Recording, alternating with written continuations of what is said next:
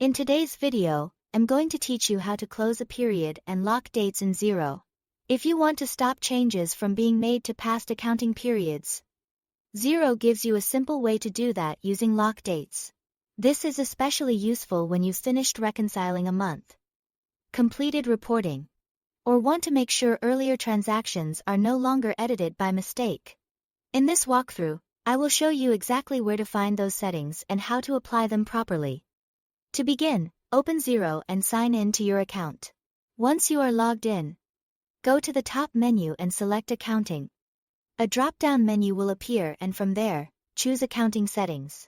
This area contains the main configuration options for your accounting file, including the financial controls we need for this process. After that, click on Financial Settings. This section is where Xero lets you manage certain rules and preferences related to your accounting periods. When the page opens, scroll down until you find the Lock Dates section. This is the part that controls who can make changes to earlier transactions and up to what date. You will see a field labeled Allow Changes on or before this date for advisors only. If applicable, enter a date here. This setting means that regular users will no longer be able to make changes on or before that date, but advisors can still make adjustments if needed.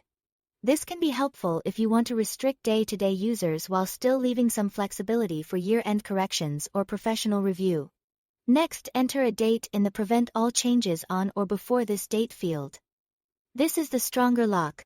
Once you set this date, all users are blocked from making changes on or before that date. It's a good option when you want the period fully closed and protected from any edits. Before saving, take a moment to double-check the dates you entered. The advisor-only date and the full lock date should reflect the period you actually want to protect. Choosing the right dates helps avoid confusion later and keeps your records consistent.